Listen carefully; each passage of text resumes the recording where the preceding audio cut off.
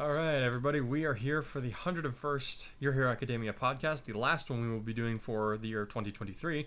My wife here is sitting, having discovered that there is, in fact, gluten-free bread that does taste like bread. I'm sorry. Yeah, normally I'm really good about not eating during a podcast, but I discovered a gluten-free bakery that actually makes edible food. And I had I'm some, so I was happy. like, this tastes like bread.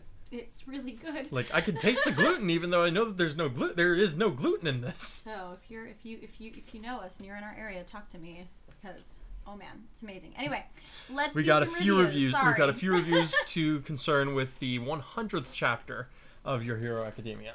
We are starting with Joe Clone. Shall I? You're a mouthful, man. Okay. I'm sorry. Okay.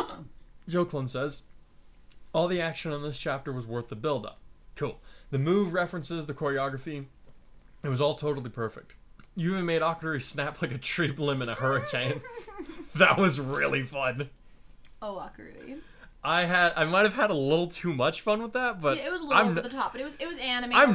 I'm not sorry. Even if it was over the top, I'm not sorry because he's just this character that's like, he has been through so much and you never like actually see him lose his shit.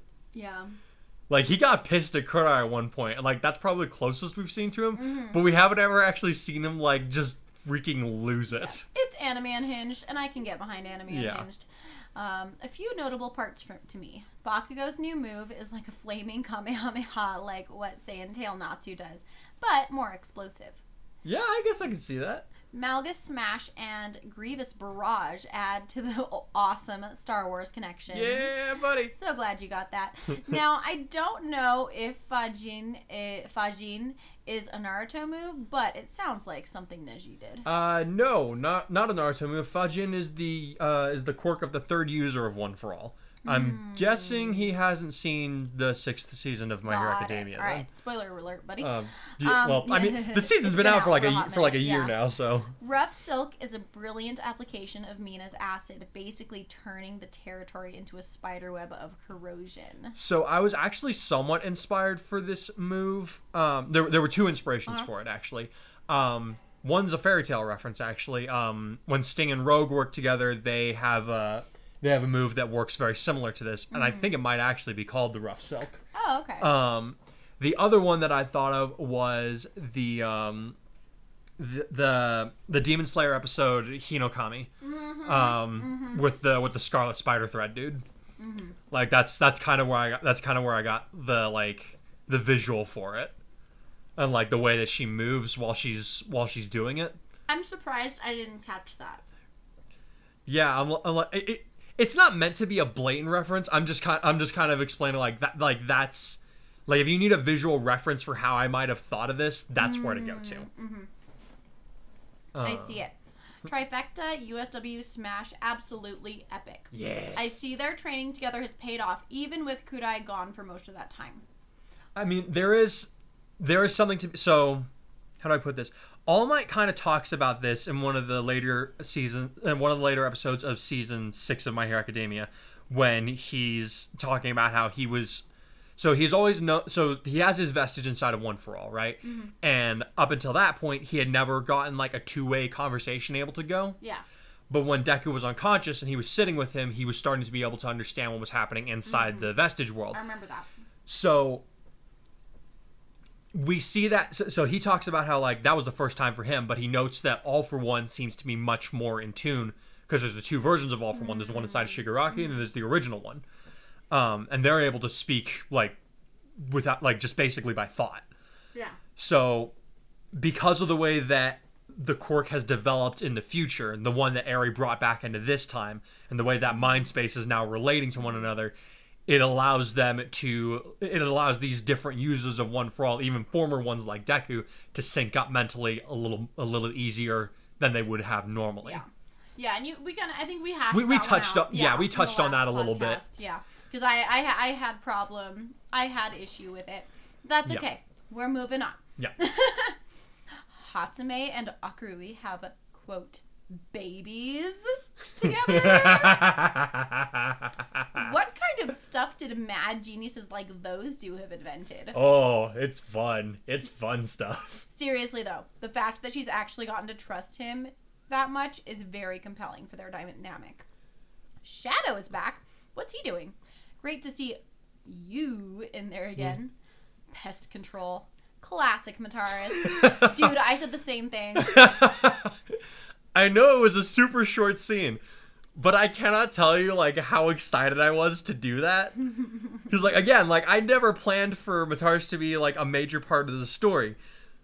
But I just found a piece for him that just really works, that I think, like, he can be in it without me taking away from everything else that's happening. And it doesn't feel like I put him in here just to have him in here. There's a role that I have in mind that he's just well suited for. He fits in pretty well. Yeah. Once it gets but rolling. yes, it was really fun to have him back.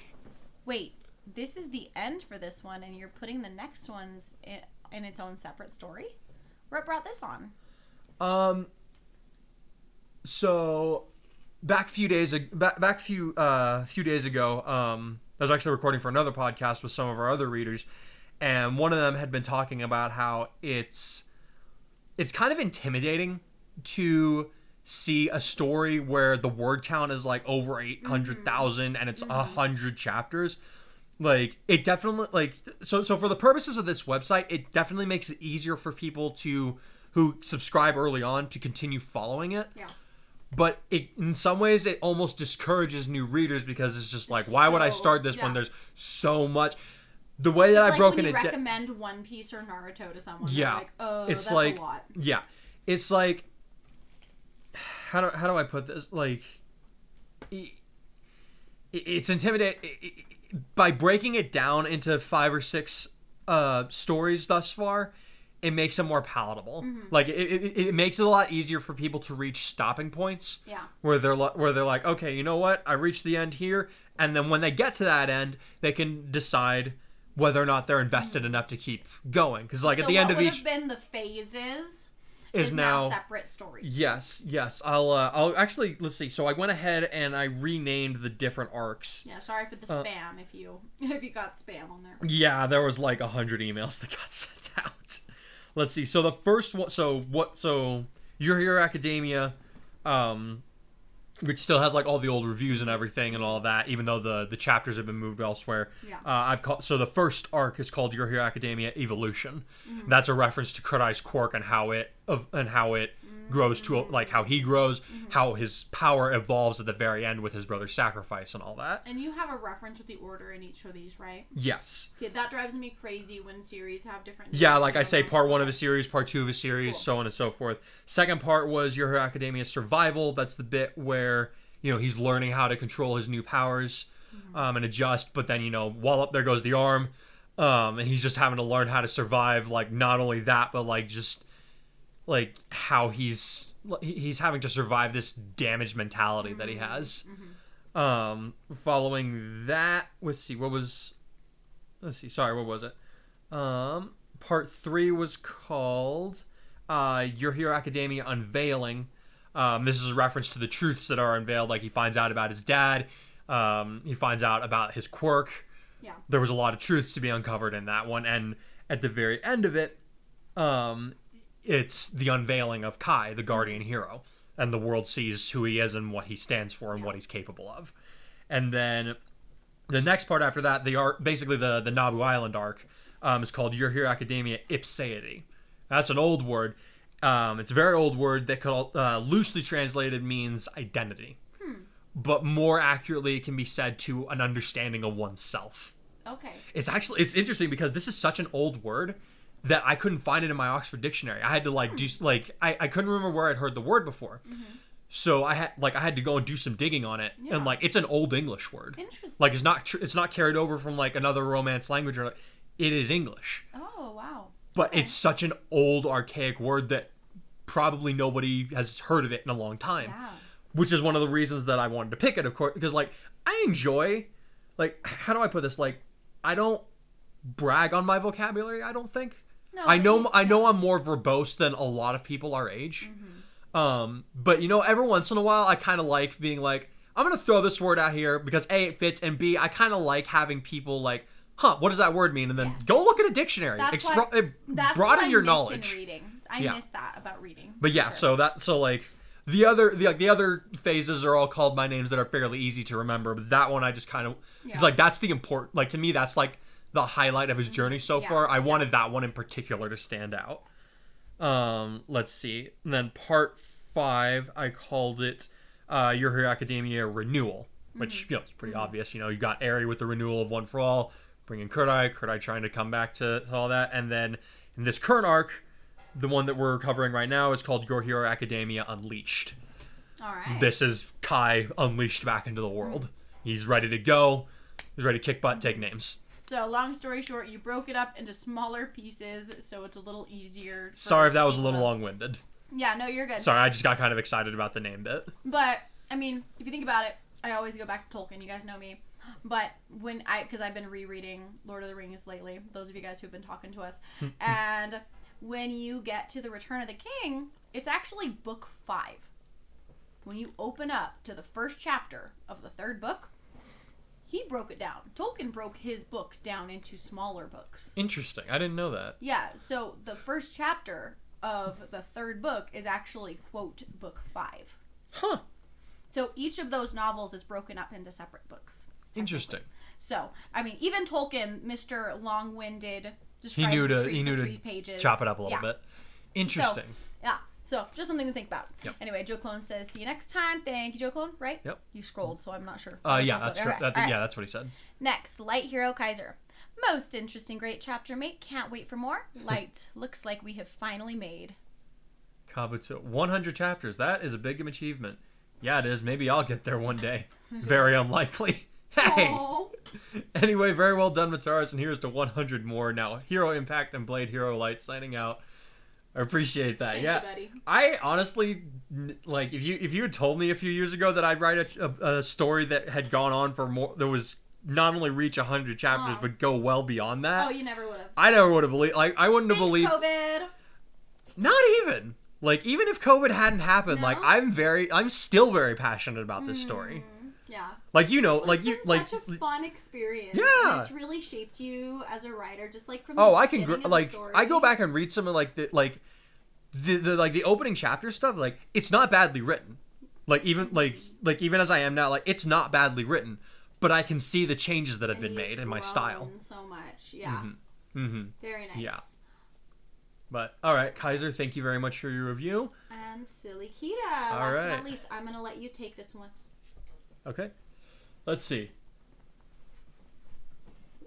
Ugh. Sorry, guys. I am way more tired than I should be for this whole thing. But here we go.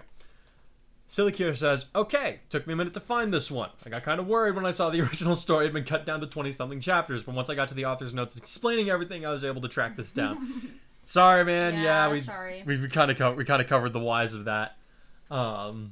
Moving on. Side note, don't scare me like that. I was worried this story was being discontinued, which would have been a huge bummer, especially that you made it to 100 chapters, dude. That is amazing. Congratulations. Thank you. Thank you. Yeah, no. This story's not getting discontinued. This is like, I know I am very confident. Not only am I confident that I can finish this one, I'm excited to finish this one.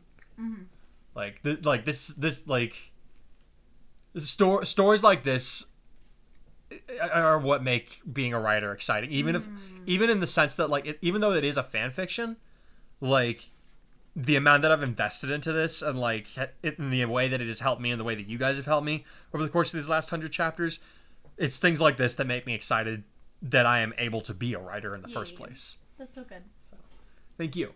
On to the review. Love the opening scene referencing abridged Goku and Vegeta versus the Metal Cooler Army. All right, cool. I was wondering if somebody was going to get that. Because, of course, Bakugo is the Vegeta of this storyline, and of course he would aim for the bigger number. Until he didn't? He went for the one big villain? The switch up in terms of heroes versus villains roster threw me for a loop.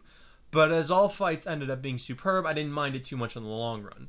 The opening sequence, humor aside, was a great showcase of everyone working together and understanding the roles they had to play in the battle. Mina making the conscious decision to let Kurai go and be Kai was a great moment of catharsis that has been a long time coming for the two of them. I look forward to seeing their dynamic not only as a couple, but also as heroes begin to evolve once again. Yeah, me too. Like, That's a really good way of putting it, because like their relationship was like it has been damaged up to this point. Like they've certainly like they healed up to where they were before, but with this chapter, I kind of wanted to showcase a moment where it's like there's a conscious decision between the two of them where they're like, all right, we're where we were, now we need to move forward. It's like it's not time to settle for where we were. We need to keep getting better. And that's really important for them, I think. On to some of the individual performances. Holy crap, Mina scares me in this version. I know you've been making it a point to develop her powers a little bit differently than the canon due to her involvement with Kurai and the way that they would be training together, but that rough silk bit, first Uravity with the fallen star. Oh, when she like picked up a cliffside and threw it at 9. Yeah. And now Acid Queen with this new move, you're making these girls way more terrifying than I thought they could be. We need some OP girls up in here. Man. There's some really solid artwork out there of what it would look like if Uraraka had gotten One for All. Like, it's like 1 or 2 pieces, but like the ones that I've seen, I'm like, oh man, that's kind of cool. I'm like, this looks cool. That's awesome. I like this. Let's see. On a more serious note, this chapter well and truly shows how much Mina has grown, not only within this recent arc, but just in general. She's always been pretty confident in herself, though that may be to bury her fear of what happened with Gigantomachia in the past. Yeah, I'm on the same page with you there. But it became something more here.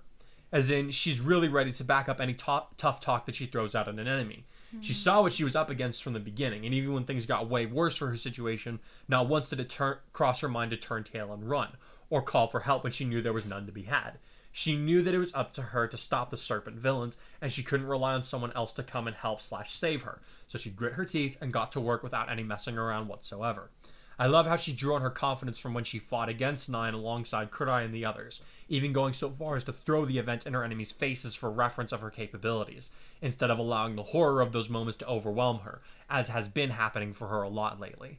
She's grown up a lot these past 100 chapters, and I love seeing it. Yay. Yeah. Yeah, I have to say also, something must be said for her to know that although almost everyone dies, like, in the alternate future, she's one of the badasses who ends up she made forward. It. You're right. She's the one that made of the ones that made it all 10 years. Even if it's subconscious, I feel like she, it's one of those things where if you know you're capable of something, it's easier to achieve it. It's easier to push through and have that determination to keep getting better, right? Yeah. And so I think that, especially, I don't know, this could just be my personality, but I feel like a lot of women, we put certain limits on ourselves. We either put certain limits on ourselves because we just don't expect more, or we just expect way too much and we're just not there, right? And I feel like there's very little in between, and just there's very little healthy like growth that happens, right? And leaving yourself room to grow. Yeah, and I think that's also just a concept that's worked out in anime a lot because of that whole like Japanese culture of working yourself to death, right? Yeah. And so, but I think that that's another little catalyst that helped her to push herself to become this force to be reckoned with, for lack of a better word. Because it's like she's not. I like that she's coming across this way to some people, because like by no means is she one of the most powerful members of Class 1A. Yeah. But in this, like, she's becoming one of the most capable. Yeah. Like, and I'm like, and it honestly hasn't been something that I've like on purpose aimed for. It's just like I keep putting her character into these situations, and as this character continues to grow and evolve, and her interactions with the world around her continue to become as such X, Y, and Z, it was natural for her to end up in this persona at this point, where she's been through it, and she knows that she can survive it, so she's gained confidence from that. Yes, and I love that. True, genuine confidence that is not like, I'm not going to say a facade, but and like, it's not like, but like he said here, it's like she can throw it back in the villains' faces and back it up too. Yeah, she's not just little Miss Sassy Big Talk girl. Yeah. Kinda she can walk the talk. Yeah. But yeah. Let's see. Our boy Ground Zero living up to his name was fun to read. Didn't expect the new combos that he managed to pull off thanks to Weiss. But I guess it goes to show that it's not just Kurai and Mina doing the growing up here. Old Bakugo would have shoved aside any help offered. But here he not only accepts it, he makes good use of it at the best opportunities as they are presented to him. Seeing as the new big three are pretty much going to be Kai, Chrono, and Deku, it might be interesting to see Ground Zero and Freezer Burn competing in their own league, so to speak. Who am I kidding? Bakugo would never settle for a lower weight class. He'll force his way into their league one way or another. You're probably not wrong. I think that's a solid judge of this character. Todoroki's interesting because he never claims that he wants to be the best. He just wants to he wants to be he wants to be the best hero he can be. Yeah.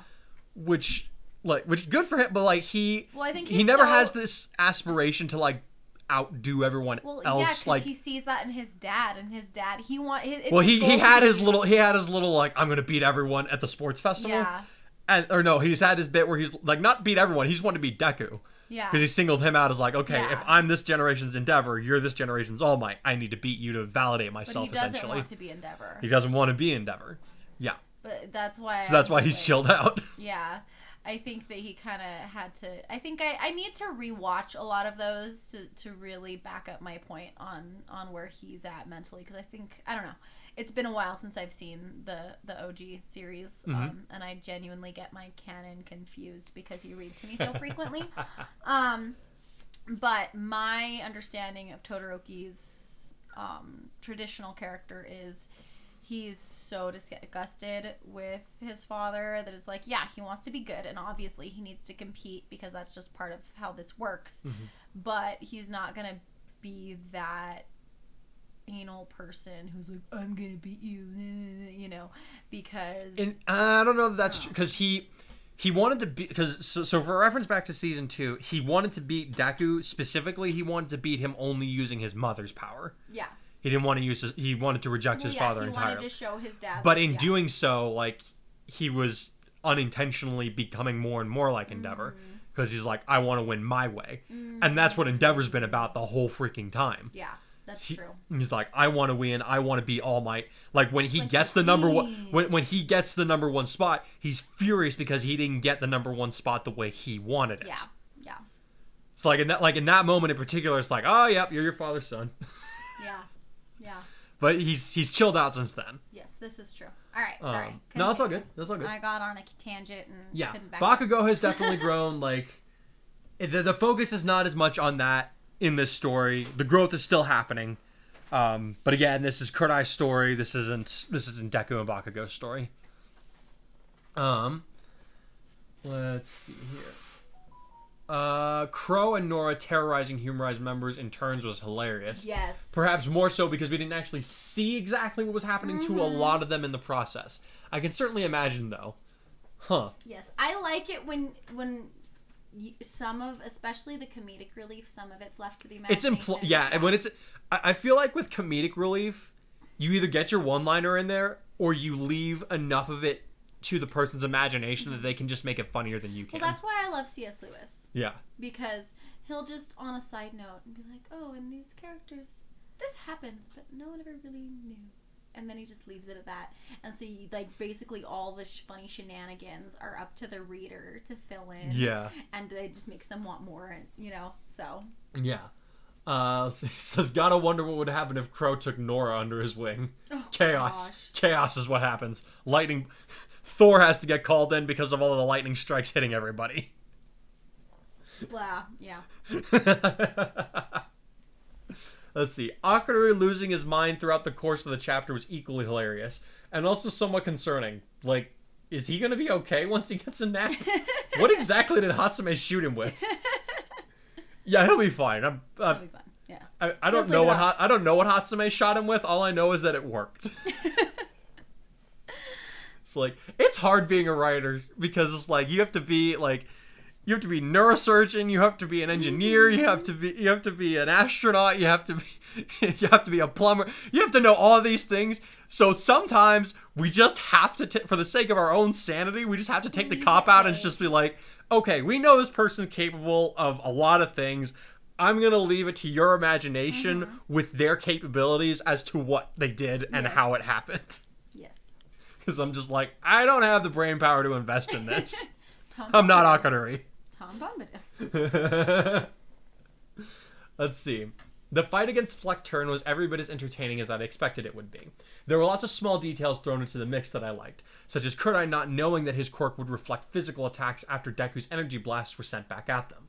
We as the audience already knew that his ability turned away everything harmful away from him, but they couldn't have known that when they first met him. It was actually pretty reasonable for Kurai to think that his physical strength might do the trick when their initial attack failed, though we see his instincts are still pretty dang sharp, as it almost feels like he was ready for something to go wrong even before his first attack failed to connect. I also really like your use of Black Whip, enabling Kurai to get out of the way of a direct recoil impact, though not to the point of total evasion. Yeah, like, well, how do I put this? Remember who Kurai first interned with was Gang Orca, and Gang Orca's big thing is you always need to be planning your next move.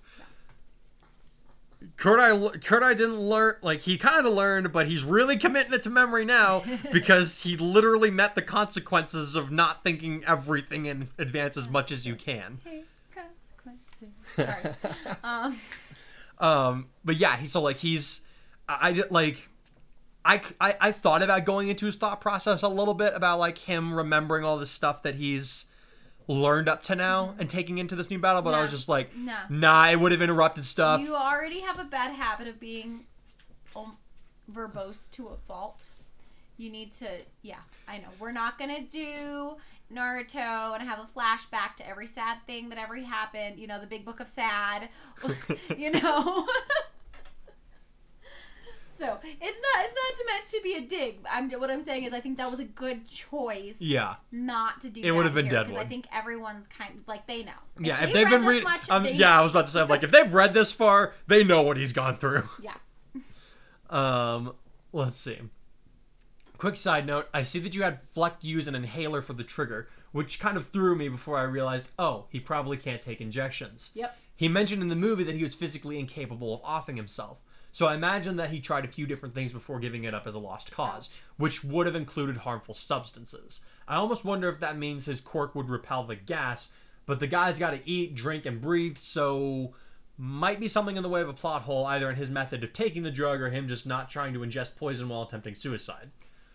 Well, I won't waste too much time thinking about it. Yeah, I was honestly, like, I was kind of at a loss because, like, I knew that I needed him to take trigger to basically make the fight even, at least.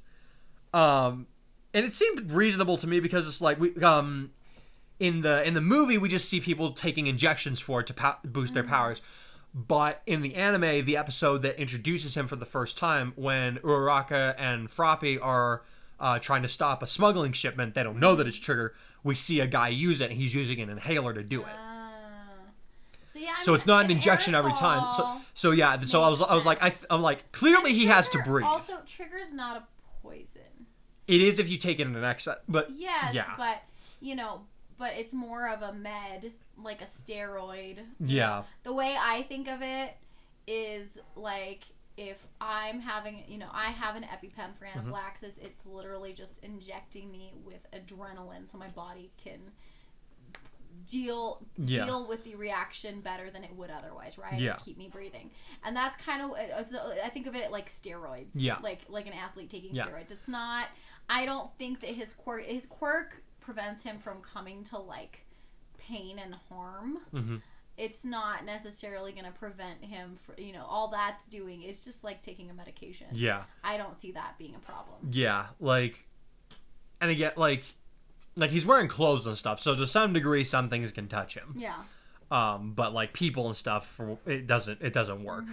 Mm-hmm. I don't know if that's like a I almost wonder if that's like a psychological aspect of his quirk, in the sense that like he's afraid of people hurting him, so his quirk automatically wanted to give him a cool costume. Okay. No, but like let me run with it. Fine, take the fun out of it. Why don't you? Let's be real. They didn't think through it that hard.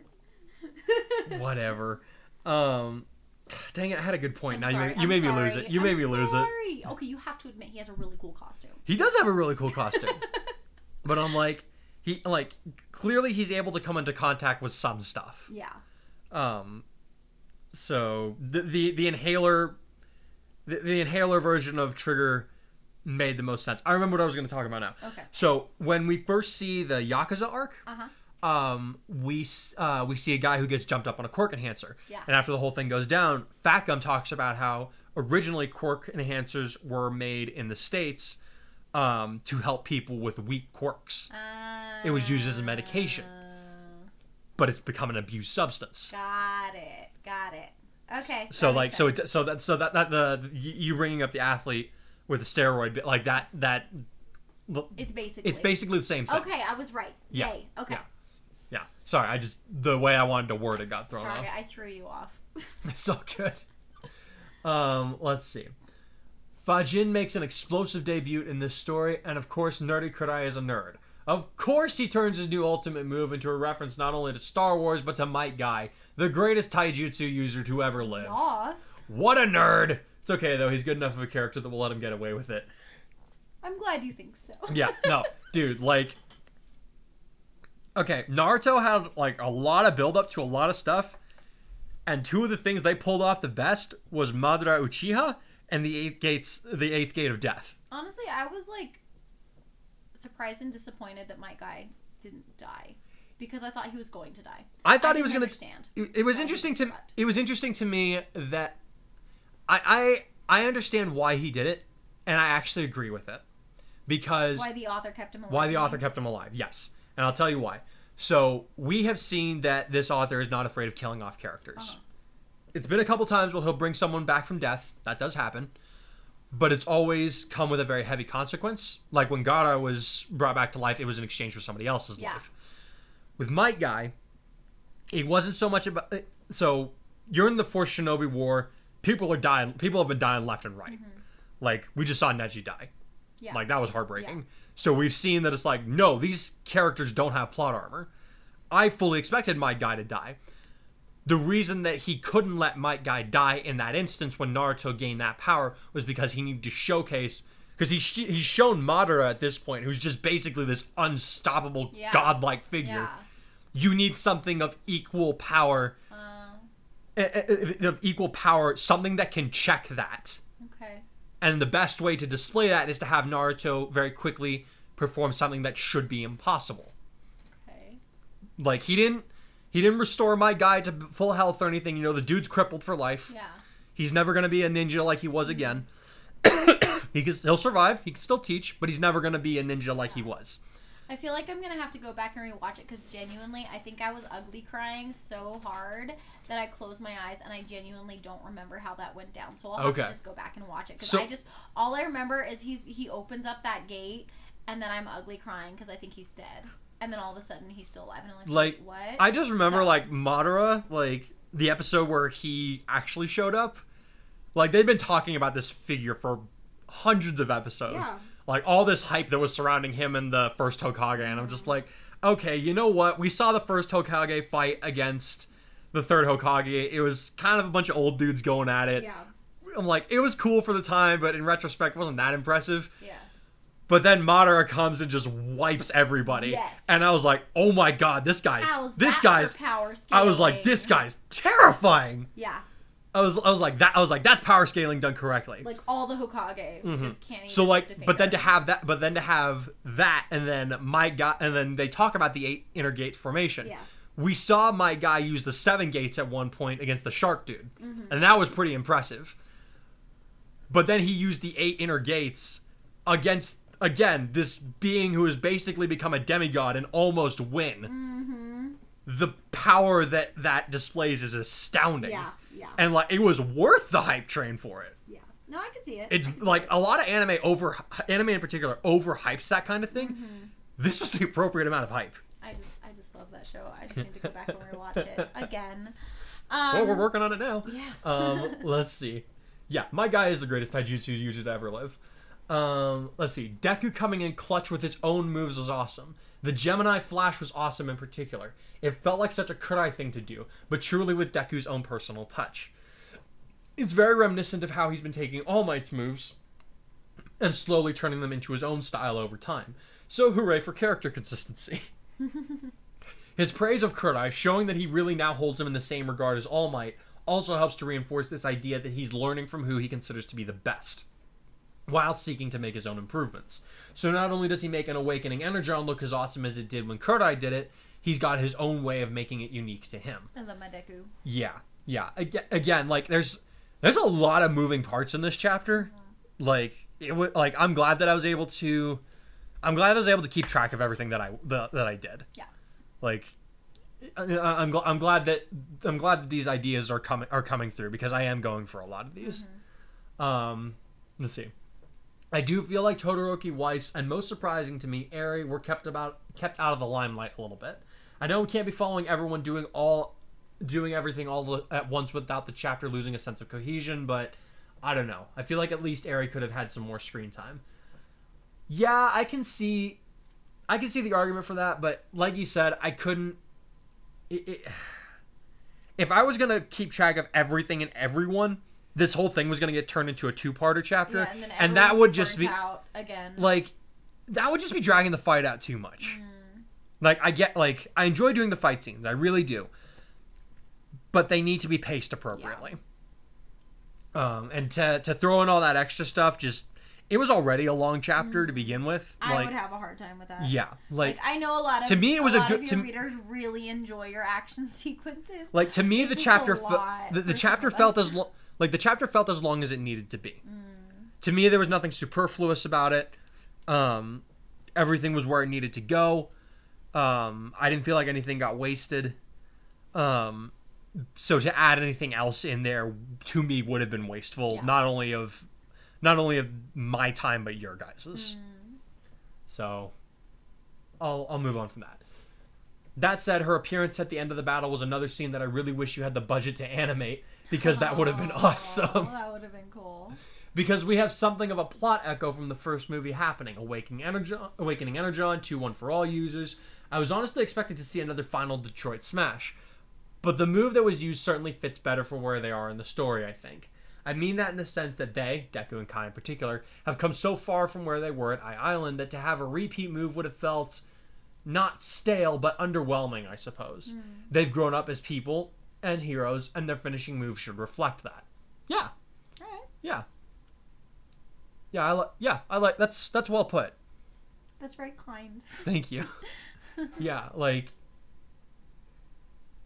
I mean, honestly, like, I didn't forget that the final Detroit Smash was a thing, but it just didn't feel like the right move to use for this situation. I like the United States of Smash is just awesome. So, like, if I can use that, let's go. Yeah. Let's see. The Red Swordsman returns? Okay. This just became a whole new category of interesting. Bring it on. Yay. I think he's excited for it. Let's see. The brief argument over who would explain things to Otheon about half the mountain range just suddenly being gone gave me Avengers vibes. I mean early Avengers, where the humor was natural instead of throwing in jokes just to have jokes. Rhodey reconsidering his entire lifestyle was a very nice cherry on top of that scene, so thanks for the laughs. Yeah, that was fun. That was really funny. I love Rhodey so much. Yeah, I do feel bad that he didn't get the same character development that he got in the movie, but yeah, go watch something the movie had to for yeah that. Go watch the movie. It was a fun movie. It's so hard because I love all of the movies. Again, number 2 is still my favorite. Number 3 is great. Yeah, I think number 2 is still my favorite also, but this one, favorite OC for sure. Yeah. Let's see. At the same time, within the veins of humor, I appreciate being given a nicer, heartfelt reason to smile. That being how Eri is finally able to be at peace with her actions concerning Kurai's resurrection. I really love that you gave her proper closure for this issue that's been eating at her even after Kai made his return. Yeah, like, Kurai came back, she sees that he's okay, but she still has to be wondering if she did the right thing. And now, like, seeing him be Kai and seeing what he's able to help the world accomplish, and him being at peace and being okay with it, she's finally at a place where she's like, okay, I did the right thing.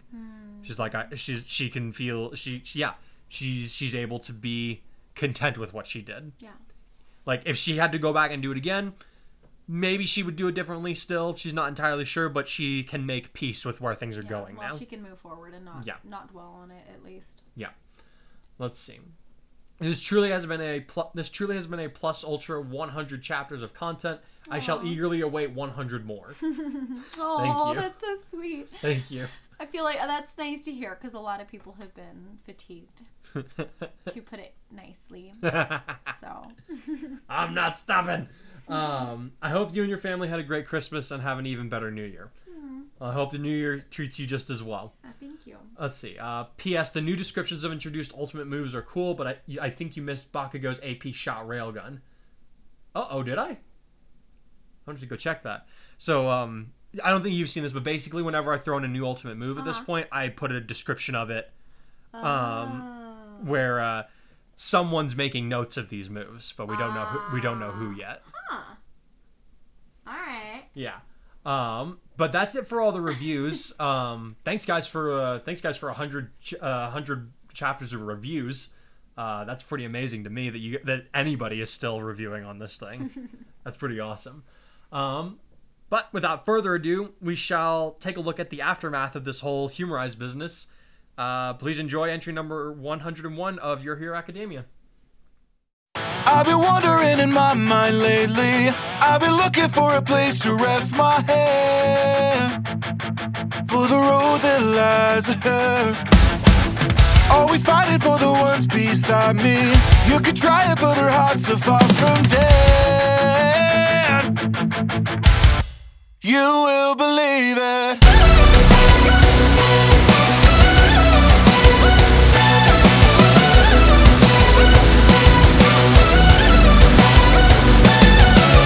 I look at fear in the eye, yes, we met before. Staring every lie, someone's at the door. You keep walking the line, I stuck to the floor. Nothing wrong in my mind, I've always wanted more. I've been walking on coals high for my whole life. Gotten better to bruise just to get it right. Climbing every hilltop through pain and strife. But when my summit is reached, I'll be out of sight. I see the writing on the wall, and I'll keep holding on, holding on, building the life that I've been dreaming. Holding on, carrying my heart to the end. And then I'll see who was wrong, who was wrong. Will I reach the heights I'm scaling? I'll rise above, sowing the fire within.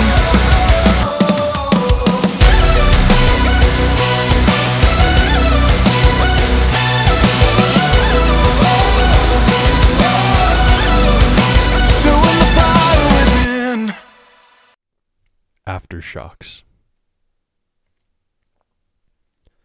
I'm gonna kill those snakes. How does it feel getting a taste of what it's like on the other side? Mina posed the question to Kurai with a slightly wry grin as he remained sitting next to her hospital bed with a small scowl on his face. He was peering closely at the stripe of discolored skin on her neck that had come about as a result of one of the Serpentine villain's blades trying to kill her. She had 2 other fresh scars on her stomach and ribcage following the healing session she had received from one of Otheon's best doctors, but they were much less prominent than the mark above her clavicle. They had been airlifted from the scene of battle by Endeavor's people, while the other sidekicks began rounding up all the Humarise members they could find, starting with the leader. Rhodey had also been found by the heroes, and after Todoroki vouched for him, was taken in for questioning by Burnin, so he was also safe from any remaining Humarise members in Otheon's law enforcement who might want revenge. The boys and girls had each been put in a shared room separated by gender, somewhat to the annoyance of one pink girl, but because Endeavor was the one footing the bill for their injuries in spite of the fact that they were not part of his agency, she decided to keep her complaints to herself. I hate it. Kurai muttered sourly in response to her question. I'm supposed to be the walking tapestry of battle wounds and not you. I also don't get why you won't let Eri rewind you. Their time-traveling friend had been so worn out after the battle that it took her a full day to regain consciousness, by which time their party's wounds had all been treated. She was back up to full strength now, but when she offered to restore Mina's flesh to the way that it had been, she had declined.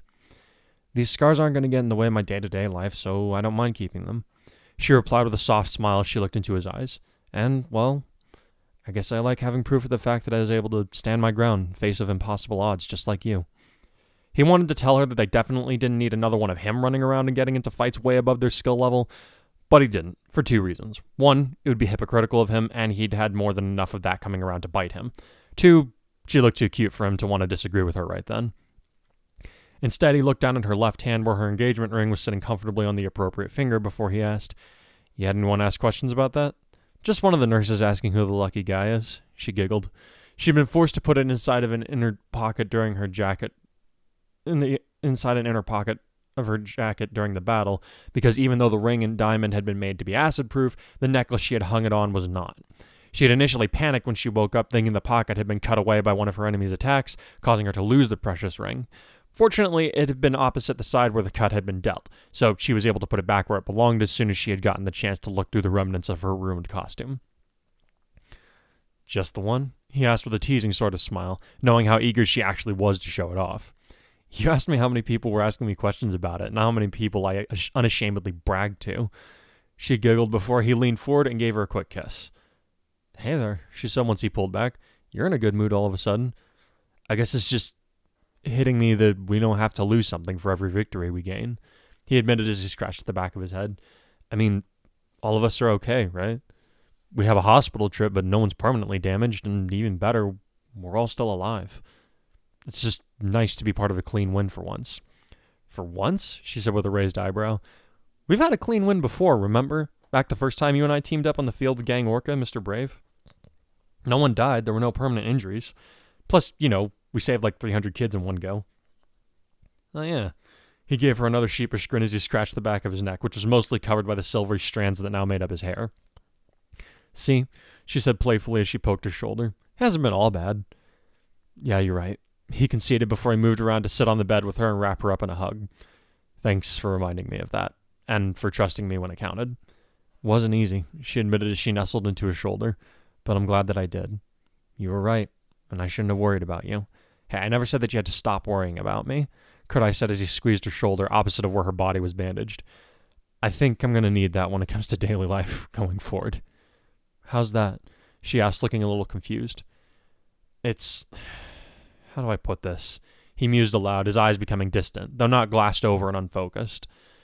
I think that after everything that's happened, moments where I can just relax and go about normal business is when my brain finally decides it's time to start sorting through all the crap I've been through without even me thinking about it.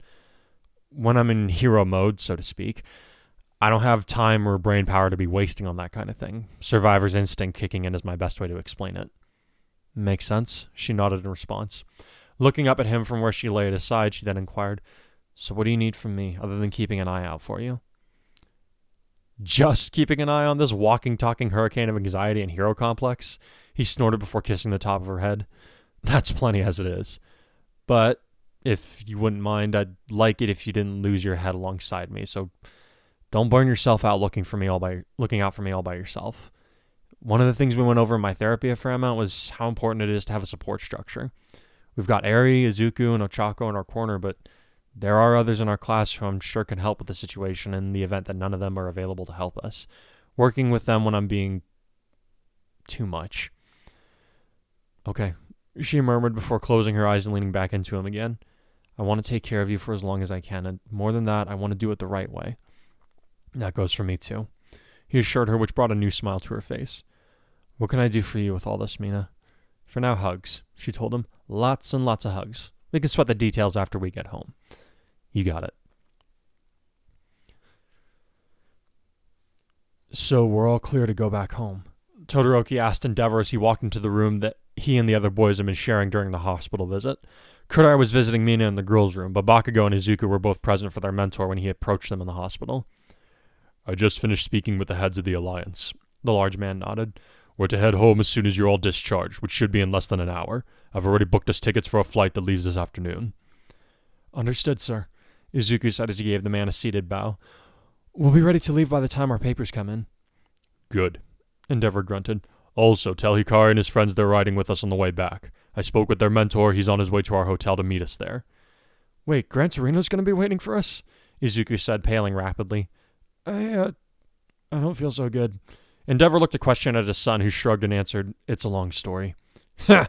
Bakugo snorted with a wicked smile. Big surprise Deku's afraid of some old geezer who should have moved into a home by now. Hikari mentioned to me the only person more frightened of Gran Torino than Midoriya is All Might. Todoroki mentioned casually, and he had the satisfaction of seeing Bakugo stiffen in his seat with a brief look of surprise crossing his features. Turning back to Endeavor, he then said, I'm surprised you were willing to help transport people outside of your agency. It wasn't my first choice, the big man rumbled. The Alliance asked me to take care of it. Apparently they want Kai back in Japan as soon as possible. What do they want him for? Bakugo scowled. Seriously, can that guy not go anywhere anymore without making a scene? Says you, Todoroki deadpanned. You got a problem with me, Icy Hot? Wording aside, Kacchan's question is a good one, Izuku said before the two could really start arguing under Endeavor's clearly irritated gaze. Why do the authorities want Kurai back so soon in particular?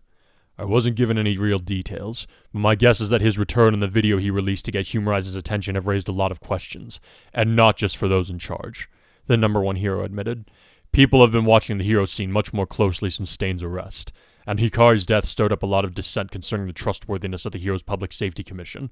They've only just managed to avoid a public lawsuit, last I checked. I imagine they're looking to use his return as a way to quell the disturbed waters, as it were, and the general public wants to know how and if Kai actually returned from the dead. Whatever the case is, he should be on his guard when we arrive back at Haneda. The three boys exchanged looks before Todoroki asked his father, Why are you telling us this? Shouldn't Hikari be the one to know about this mess? It would be better for him to hear it from a friend. Endeavor shrugged before he turned to leave. You're his friend, Shoto, and I'm not. Therefore, I leave it in your hands.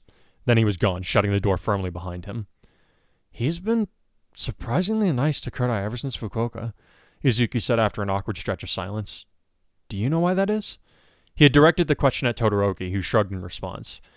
I don't know enough about Endeavor as a person to understand what's going through his mind, he replied bluntly, though he had a thoughtful look on his face. I do remember him talking about how he hated heroes who don't take our profession seriously. I think that's part of what always irritated him about All Might. The fact that he always seemed so carefree and unhurried whenever he wasn't on the job. What does that have to do with he's seen how serious Hikari is about being a hero? The heterochromic boy interrupted his friend before he could turn to the others. If I had to guess, it would be that he actually holds some respect for our friend, because of his actions on Fukuoka and Nabu. Of course he does.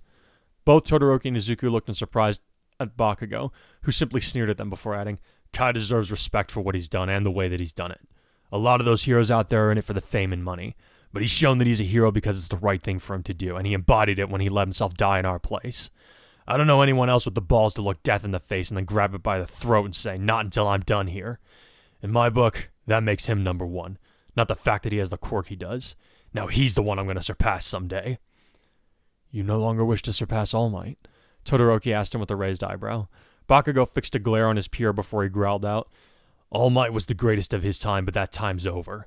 If I'm really going to be the number one hero, then I gotta aim higher, to where even All Might couldn't have gone. And that's Kai.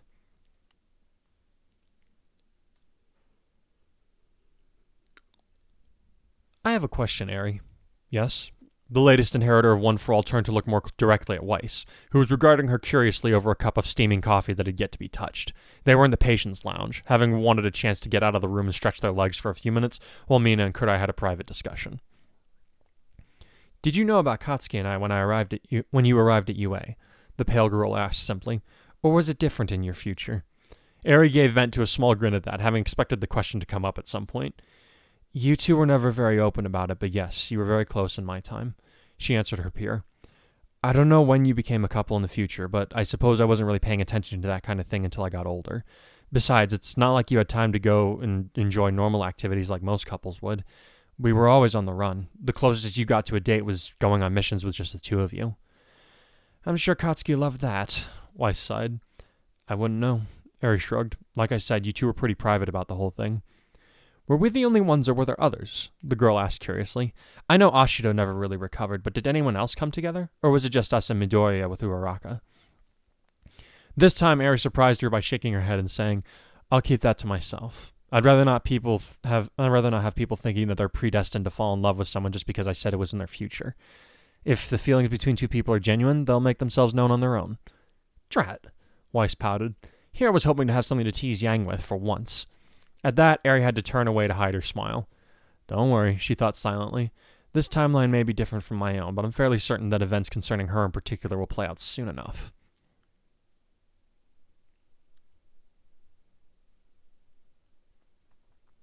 The group was discharged from the hospital a little after lunchtime, and once they had gathered their things from the hotel and met up with Gran Torino, they headed for the airport.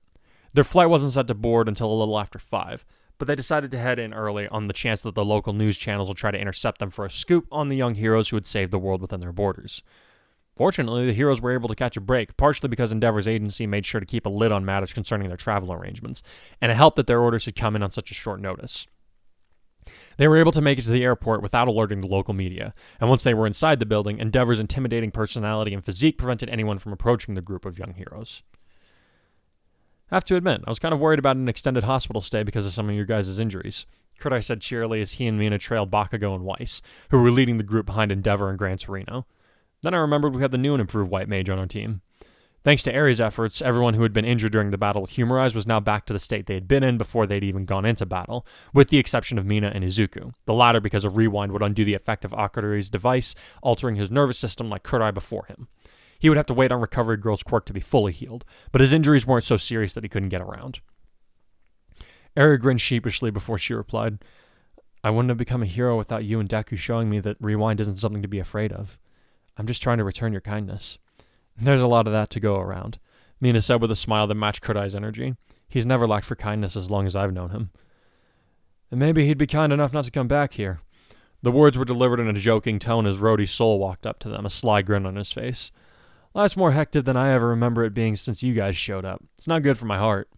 The Todorokis, Gran Torino, Bakugo, and Weiss all kept moving toward the checkpoint while Eri, Mina, Izuku, and Kurai hung back to say farewell. But it is good for your track record, Kurai said with a matching smile as Izuku moved to greet his friend. Hearing that, Rhodey's eyes widened as he turned to the green-haired boy and asked, Wait, did you tell him about— I didn't say anything, Izuku said with a rapid shake of his head. Pal, my dad was the police superintendent in our country, Kurai said with a quick shake of his own head. I've grown up hearing about and seeing footage of every kind of criminal you can think of. I know a juvenile delinquent when I see one. Rhodey stiffened in place, and he looked like he might be getting ready to run for it, with Izuku looking between the two of them with a nervous air. The tense atmosphere was quickly broken by Mina, who elbowed Kurai in the ribs while saying, Stop torturing the poor guy. Now who's the party pooper? He chortled while she giggled at his side. To Rhodey, he then said, What you've done is none of my business, especially now that the World Hero Alliance is dissolving, so I no longer have any measure of jurisdiction out here. You also helped us save the world, which I'm pretty sure would constitute a pardon for anything you've done in the past. I won't be asking what you've been up to, plausible deniability and all that, but for the sake of your kids' siblings, I suggest a career change. Rhodey relaxed at that before giving them a shrug and saying, I was already thinking about how I could do that, but it ain't gonna be easy. Not a lot of options for a guy like me who had to drop out of grade school to take care of my brother and sister. Kurai has always told me that nothing in life worth doing is ever easy, Mina replied with a kind look of sympathy. But there is something we can do to make it a little easier on you guys, Izuku told his friend, drawing the attention of the other two along with him. I talked to Shania about your situation. She's willing to use some of her contacts in the corporate world to get you into the local pilot school here in Otheon. She's willing to pay for your books and tuition too, as long as you maintain what she considers adequate grades. He was smiling widely as he said this, clearly enjoying the look of utter disbelief on Rhodey's face, which was hastily concealed behind a more neutral one. Look, Deku, I appreciate what you're trying to do, but dude, before you fall back on whatever sense of pride led you to trying to take care of your siblings single-handedly, let me give you some advice, Kurai said to the other boy. Your brother and sister deserve the best life you can give them, and if your talents have impressed Shania enough to offer you this kind of help, you'd only be doing them a disservice by turning her down on her offer. Even if it feels like a handout, take it, unless you think your pride is worth more than their quality of life. Rhodey's face darkened slightly as he turned toward Kurai while saying, Hey, I'm grateful for what you guys have done this last week, not just for me and my family. I'm not even trying to tell you guys that your help wouldn't be welcome. But if I start riding on your friends' handouts now, what does that tell my brother and sister? No one should rely on someone else's money to get by in life. That's not what this is, Eri interjected before her predecessor could say something more cutting.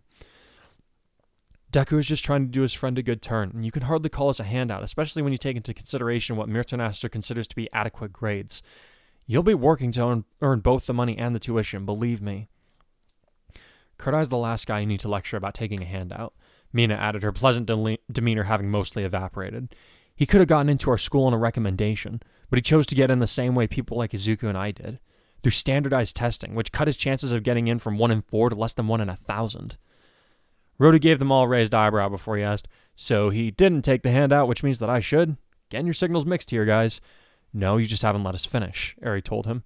If I wanted to do things the easy way, I could have just gone to any old high school with a hero program. Kurai told the other boy. I could have aced any hero course I set my sights on outside of UA because of the powers I was given. But I wanted the best, and I wanted to work for it, so I earned my way into UA high school. And when I got my chance to attend, I didn't treat it like a handout because I had earned my place there. If you think you haven't earned at least a chance to get your pilot's license the right way after flying the plane that carried us to the battle where we saved the world, I don't even want to think about what you think someone should have to do to earn an invite to pilot school. He was grinning at the end, but his eyes remained hard as he fixed Rhodey with his gaze. You've earned your chance, and your siblings deserve the life that chance can grant if you take advantage of it. Don't let it pass you by because of a stupid inferiority complex. Rhodey looked down at his feet to avoid meeting his eyes, even as the bird that was always with him suddenly hopped out of his pocket and started pecking him on the head. Ow, stop! He protested as he tried to shoo the little creature away to no avail. Pino, cut it out! Strangely, Izuku merely smiled at the exchange before he stepped forward and said, You know the right thing to do, Rhodey. Shani doesn't offer her help to people unless she sees real potential in them, and she doesn't impress easily. Besides, if you got a pilot's license, we'd be able to see each other a lot more often when we're both done with school. You'd be able to visit Japan as an airline pilot. But I just got rid of you guys. Rhodey grumbled as Pino settled down on his head and set about preening its feathers, having apparently decided that it was done hassling its owner. If I have to put up with your guys' shenanigans again, it'll be a lifetime too soon. I know. Izuku grinned while subtly waving his friends back, each of them looking confused as to why he was acting as though they'd won the argument, when Rhodey was still being standoffish toward them.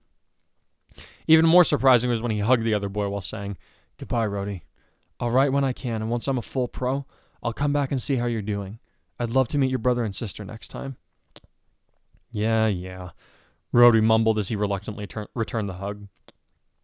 Don't hurry back, okay? I'm confused. What am I watching? Kurai said in an aside to Mina. Something that I'm going to have fun telling Ochako about. She answered with a devilish grin as she held up her phone and snapped a couple of pictures of the two boys embracing.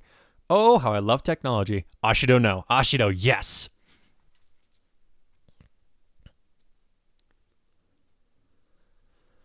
The flight back to Japan was uneventful, with Kurai spending most of the time catching up with his friends on events that he had missed out on during his stay in the hospital.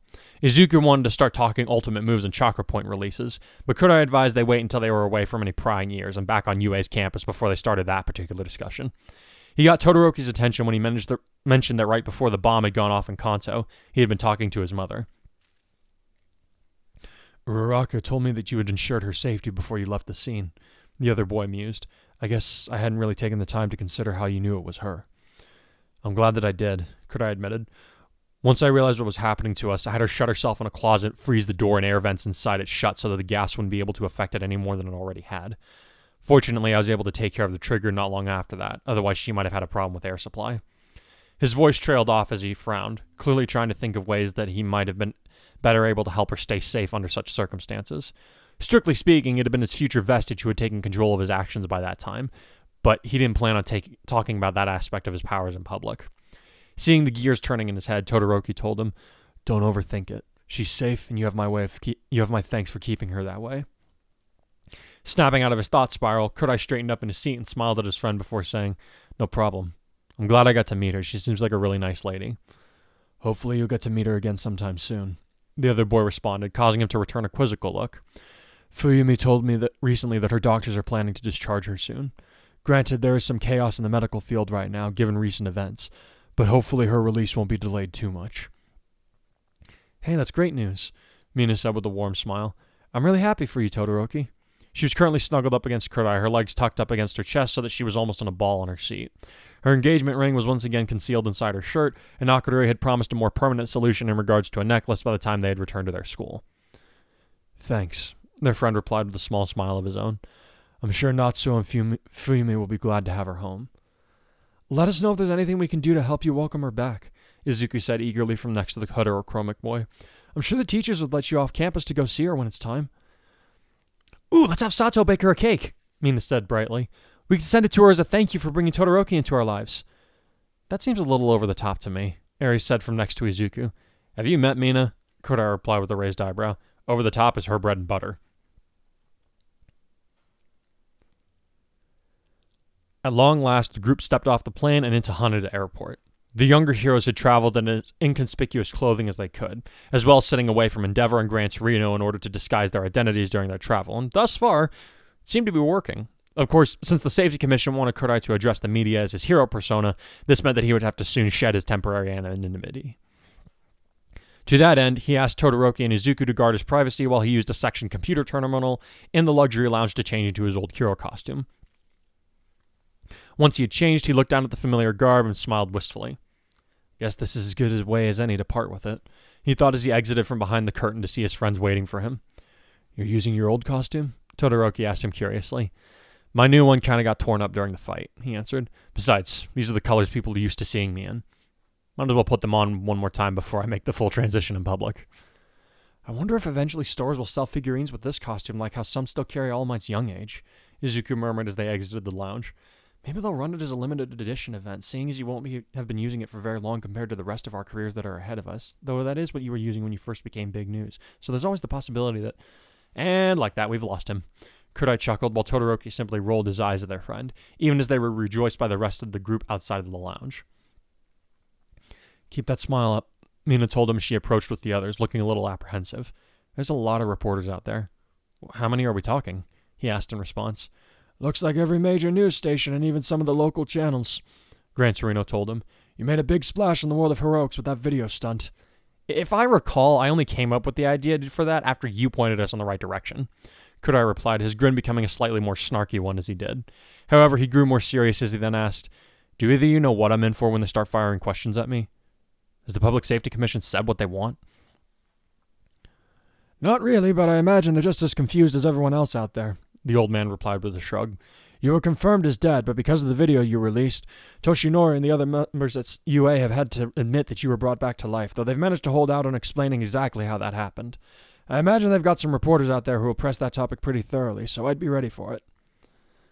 Don't worry. We've come up with something that should satisfy people's curiosity without spilling the beans on what really happened, he replied as he tapped the side of his head, something he had taken to doing whenever he wanted to mention to the other vestiges in public. Since Endeavor was standing among their number, he had to be careful with what he let slip, even if the man had been made aware of the fact that it had been Eri who was responsible for his resurrection. I've got this well in hand. What about the rest of us? Todoroki asked his father. What's our role? We'll stand alongside him and answer any questions put to us to the best of our ability, the large man growled. It's possible that Hikari will not be the only one questioned, given the part that you all played in ending Humarize's ambitions. Clearly he was irritated by what he no doubt considered to be a waste of time, but he seemed to understand that as the number one hero, he had to be willing to make some concessions to the public. Alright, sounds like we have our game plan, Kurai said cheerily as he started to lead the way toward the terminal exit, ignoring the pointed fingers and phones that were already being aimed at him. Since when do you look forward to being put in front of a microphone? Mina asked him as the others moved to catch up with him. Since I had help figuring out how to mess with any interviewers I don't like, he replied, his smile refusing to depart from his face. This is going to be fun. After he had stepped outside of the airport terminal into the evening air, Kurai found himself surrounded on nearly all sides by dozens of photographers, cameramen, and reporters, each of whom seemed to be asking him 3 different questions at once.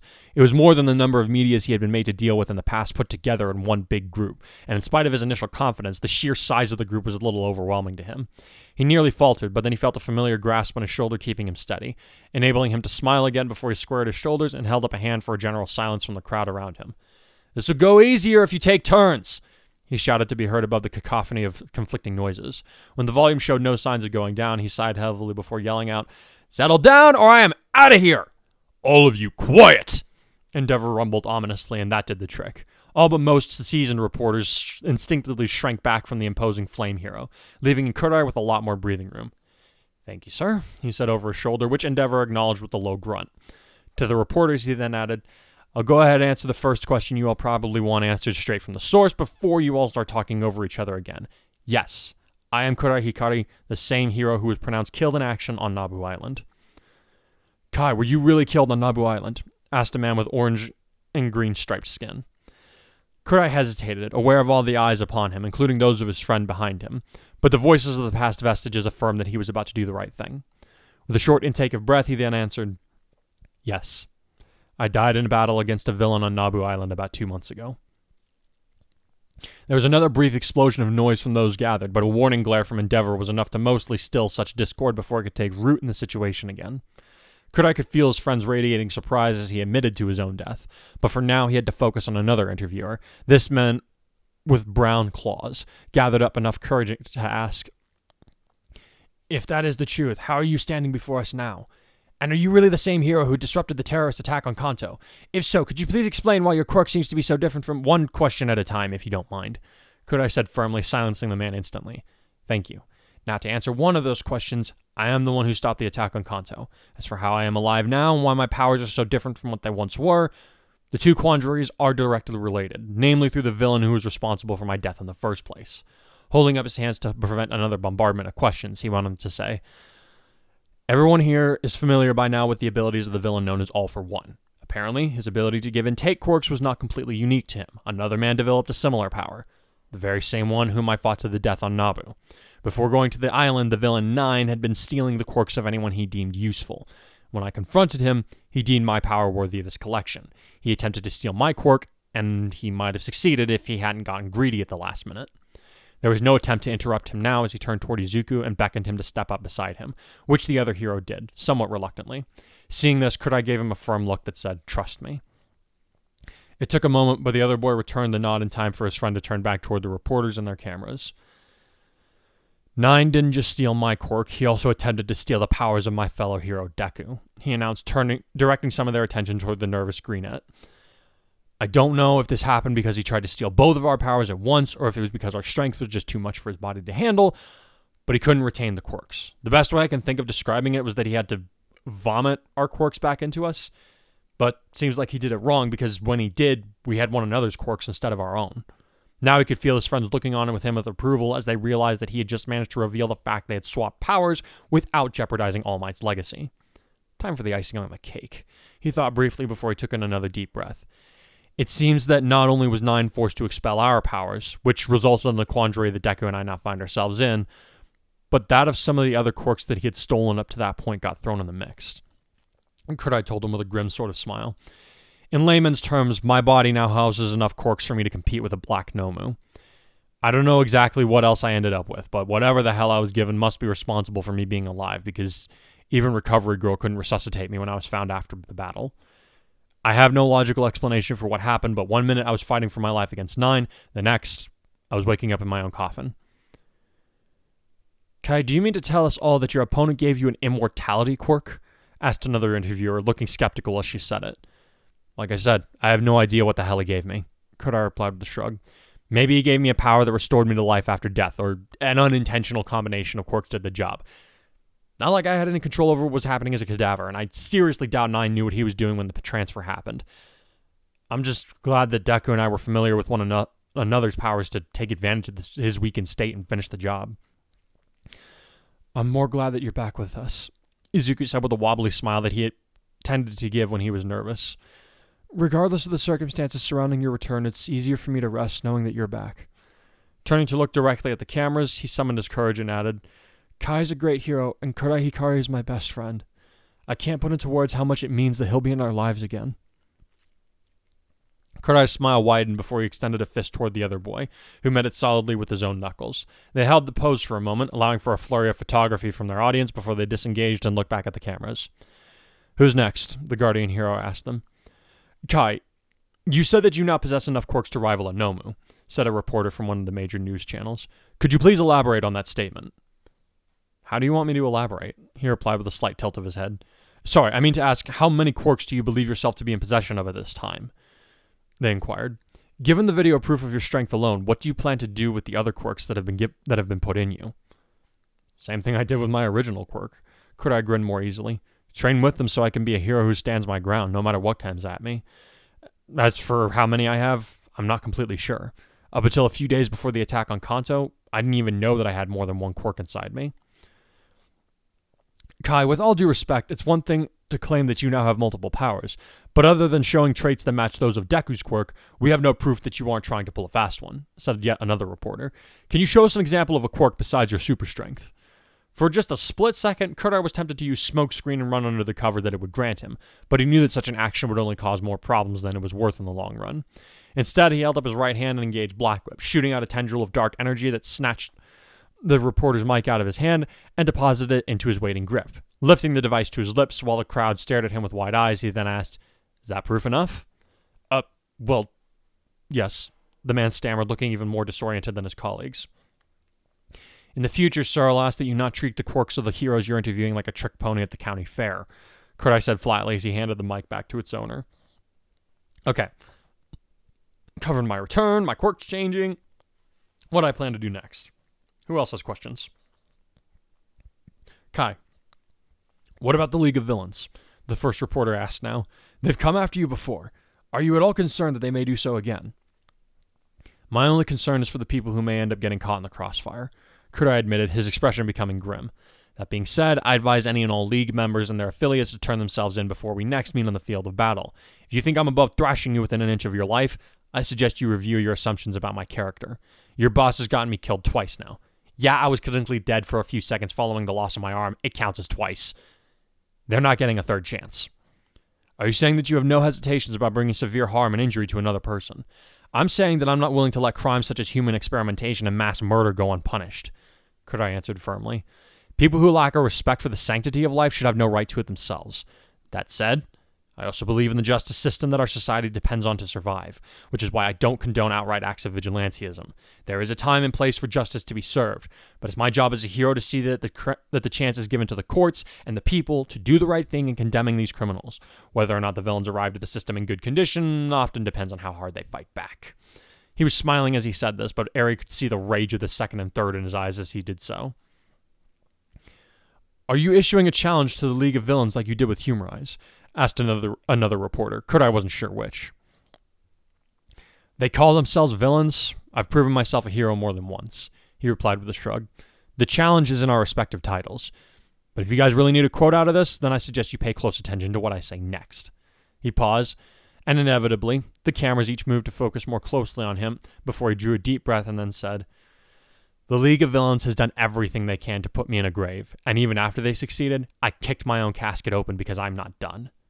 So go ahead, villains. You hit me with your best shots over and over again, but I'm still standing my ground. Your boss wants to keep a big target on the back of my head? That's fine. I can take it.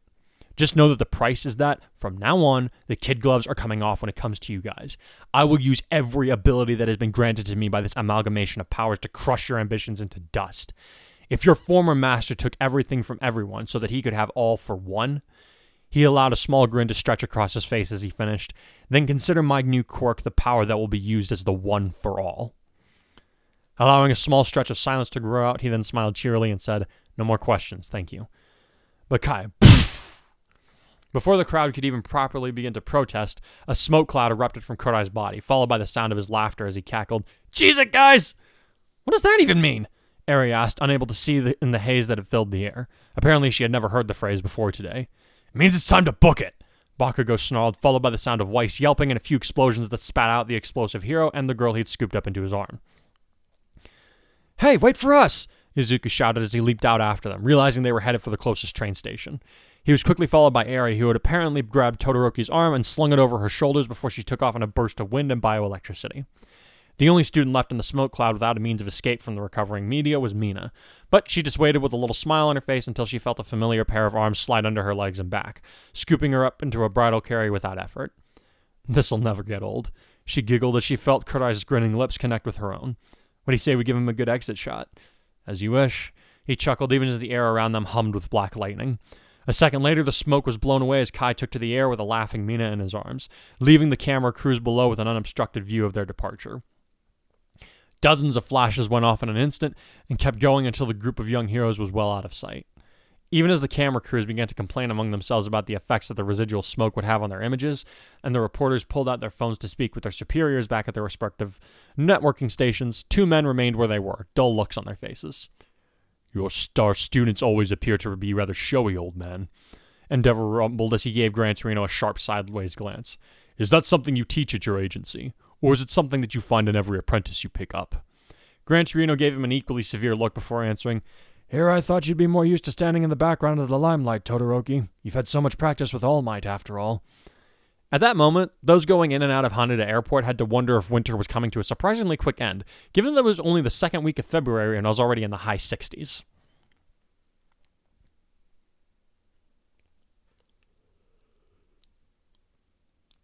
That kid has quite the pair on him, muttered twice as he and most of the other lieutenants of the Meta Liberation Front peered at the giant TV mounted on Toga's bedroom wall. This is immediately followed by him standing up and shouting, "Who does he think he is calling us out? Let's get over to UA and make sure he stays dead this time." "Don't be stupid," Dobby deadpanned as he hit the power button on the remote. "We all saw the footage of what he did in Kanto when those Humarise freaks tried to gas the city. The fact is, he's beyond All Might's capabilities. There's nothing any of us can do against power like that." He and the other core members of the League had taken to gathering in Toga's room whenever they wanted to have an informal meeting. No doubt there would soon be an official gathering among all the lieutenants, but they had been working together for some time now, so it had become a second nature for them to discuss any wrenches thrown into their plans with an air of secrecy. "Does that mean there's not a way for me to make Kurai bleed again?" Toga pouted from the edge of her bed. "The nature of his power may have changed, but his destructive capabilities are no greater than they were before," Cinder hissed from where she sat by a coffee table. Her good eye was still fixated on the TV screen, dark though it had become. "We have made him bleed before, and if I have to rip the skin off his scalp to do it again, I will. If I have to melt his bones from the inside out to ensure he stays dead, then I'll—" "Cinder," Dobby said calmly, having noticed the smoke rising from where her nails were digging into the wood of the table. "We'll have our chance. Shigaraki will see to it that Hikari winds up as a pile of dust." "I don't want him as dust," she spat as she got to her feet and turned toward the lounging young man. "I want him as ash in my hands." "I think you mean hand," Twice snickered before ducking under a firebolt that seared the wall behind him. "1,000 pardons, Cinder. I've always endeavored to be more conscientious of my friend's feelings, but sometimes my mouth gets away from me." Cinder bared her teeth on a snarl, ready to cast another fire blast at the kneeling man, but the sound of a knife sliding from its sheath drew her attention to Toga, who was eyeing her with a murderous intent.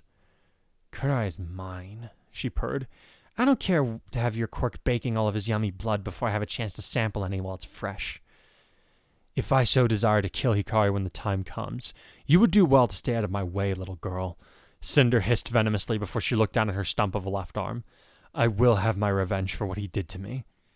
"Ah, please, you're really just mad that he bombed that Nomu you sent to kill him and made us all look like idiots when he did. Plus, he got his arm back," Twice cackled before being knocked on the head by Spinner, who simply gave him a disapproving look when he protested. "Truly, Twice, have you no sense of self-preservation?" Compress said with a shudder as he regarded Cinder nervously. "'Tis never wise to draw the attention of a lady's ire, especially one so fierce as our fair Cinder." "Personal vendettas aside, his return does pose a problem," Spinner said with a deep frown. "Following his declaration of war against Humarise, those freaks ended up with a sizable number of deserters. Now that he's singling us out, we should be ready to discuss how we're going to dismiss his threats to our forces, especially given that he might actually be unkillable." "Even if there's no way for us to end him personally, there are other ways we can hurt him," Dobby told the others. "Everyone has a breaking point, and if you were watching that video just now, you'd already know what we need to do to destroy him." When everyone but Cinder gave him blank looks, the dark-haired man rolled his eyes and turned the TV back on and started to rewind the feed. "Fine, I'll spell it out for you people." His eyes remained unblinking from behind the burnt skid of his eyelids before he paused in the video of a shot of Kai flying off with the amateur hero Acid Queen in his arms, both of them grinning like a couple of lovesick idiots. "She's the key," Cinder said darkly as she looked approvingly back toward Dobby. "We kill her, we destroy his spirit." "Easy to say, hard to do," Compress commented. "In case you've all forgotten, our little escapades into UA's territory haven't exactly gone well for us to date." "We now have an army," Cinder argued. "They have a Kai!" Twice interjected. "Some of us also have brains and the capacity to use them," Dobby muttered. His outward demeanor didn't show it, but he was probably the most frustrated of the bunch concerning Kai's return. With him in the spotlight again, it would mean less attention for Endeavor when the time came for his own plans to ripen. Now it seemed that both sides of the endless conflict would have to scramble to regain their footing in a world where a hero existed who was apparently just too stubborn to die. Even as others began to ascertain how to do just that, one man found himself glad that he had prepared for the eventuality of One for All's return. "I do hope that Shigaraki will allow me a study of this guardian hero after he takes One for All," Dr. Garaki mused as he turned his head away from the monitor with the news display, and laid his eyes upon his old friend's masterpiece in suspended animation. "The Nomu are truly superb creations of science, but to make a full return to life, I'd love to make a study of the power that makes such a thing possible." Even as he had the thought, he stood up and walked over to one of the storage units that they had set up long before Shigaraki had come down to continue his transformation into the ultimate villain. The contents within were a gift that he only just managed to complete on behalf of All for One right before his arrest. At the time, he had been dismayed that his friend had refused the offering, wondering if he had somehow failed to deliver to the man's expectations, but he had quickly been assured otherwise. "It's rather too late for such a power to be of any use to this old man." All for one had chuckled at the time. "It would be better used by someone young and whole. It will be an impressive coronation gift for the new demon lord of this world, my old friend. Please, do make sure that he receives it in due time." As Garaki retrieved the necessary tools, he had time to muse aloud. "I had hoped to present this to you upon your awakening, since implementing it during this time would be far more difficult, given the nature of this quirk's potential interaction with your mind. Still, I do love a challenge, and I'd like to think that I know how impatient you'll be to get your hands on Inaika and One for All when the time comes. If I have to lose a few nights' sleep to ensure the best chances for that outcome, so be it." He then giggled to himself as the storage unit began to power up, readying the contents within for a transference. I doubt as to whether you'll even need either of those quirks once your new body is complete, but I also know of the avarice shared by you and your master. Either way, your awakening is sure to be a surprise to this stagnant world. Never took the back seat or wonder what's a dream without a goal to conquer. Just a painful reminder. I've seen 4 miles how the river only bends and the 2 sides meet again. Put your head to bed, oh, you'll never see the end. Be the one they choose to follow. Would you run towards your failures every day? Just to prove that nothing's standing in your way. In the moments I could feel it, when my sacrifice was needed, before they could even see me, I was there, like a flash of lightning. All right, so what did you think of the aftermath? Like, did it feel like a good falling action chapter, or? Yeah, no, it was nice because it wasn't super long.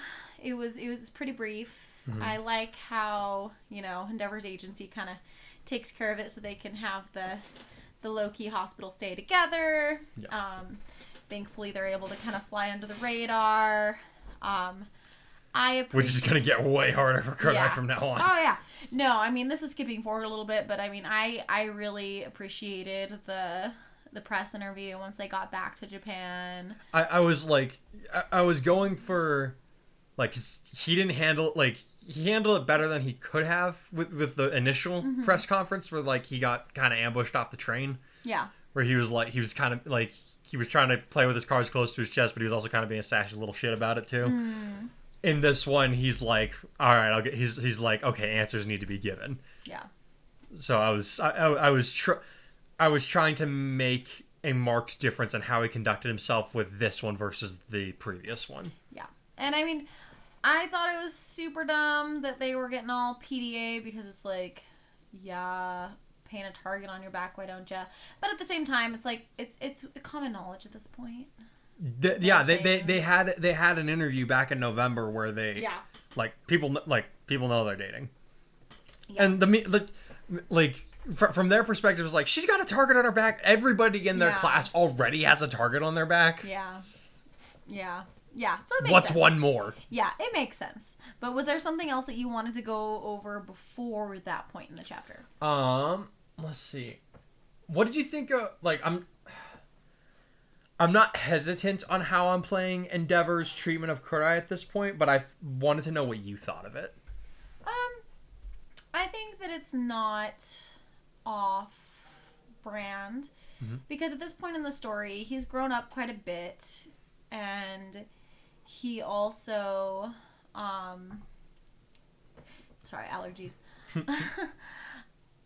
He's become much more quiet with how he copes with things. Yeah.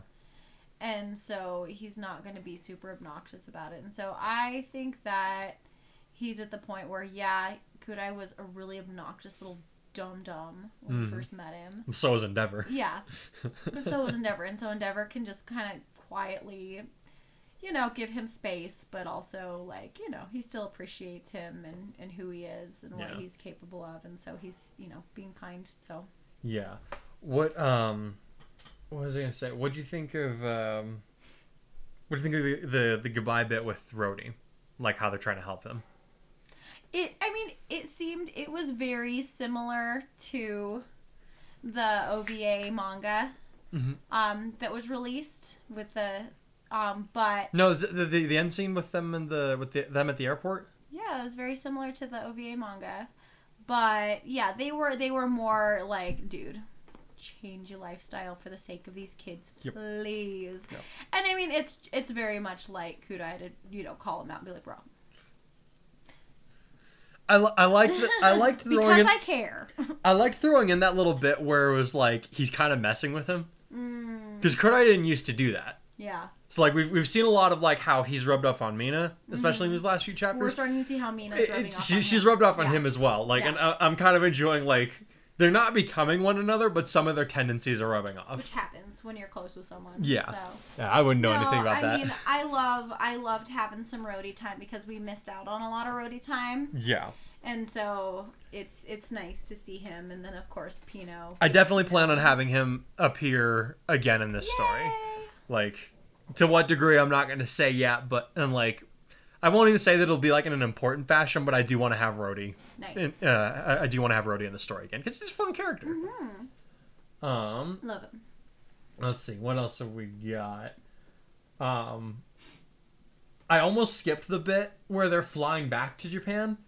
But I honestly kind of made the scene because I just wanted to have because like Deku's always ready to like info dump in terms of hero moves and like just that stuff in general. And so like he wants to like get down to like talking moves with Kurai and all that like immediately. And Kurai's just like, can we wait like a couple hours, man? We're on a plane, dude. Yeah. I don't want to talk about this while people can hear us. But that's I like it's a small scene, but like things are settling back. Things are becoming a little more relaxed for all of them now. So I'm enjoying like kind of bringing out these little character quirks that we've come to enjoy from these people. Yeah, definitely. It's like it's like things are going to be different from how they were before, but they're still, you know, it's still Deku, it's still Kurai, it's still Mina, like still them. Like there's some things that won't change, and I like taking moments like this to be able to highlight that. It's like no, these are still the characters that we love, even though they've been through all these things. Let's see. So the interview, the other bit that made me laugh with Deku, and this was how he's like, I wonder if people are gonna make like limited edition figurines of Kurai with like his orange and blue costume. Because like he's thinking about it like in terms of like merchandise marketing. Yeah. And like I think I got that bit because I had been like I was watching the sports festival. Yeah. And like I kind of like I honestly almost forgot that like there was a business course in UA. Yeah. But like they use their connection, but like it's established they use their connections that they make at UA to get into the marketing department. And that revolves a lot around heroes. So, like, if they make friends with somebody who's going to be a hero later on down the line, they can put in a good word and be like, hey, would you consider, like, having your likeness sold by this company or what have you? Yeah. Like, so they use those kinds of connections. I kind of forgot that was a thing. So, like, that's within Deku's radar because he just loves all things UA, essentially. So I'm just like, there's little bits of that that would come out every now and again. And I don't know why. Like I'm just having fun with these little character bits that I kind of miss doing because of all like the depression that's been happening up to now. And like when there isn't depression happening, there's just a lot going on.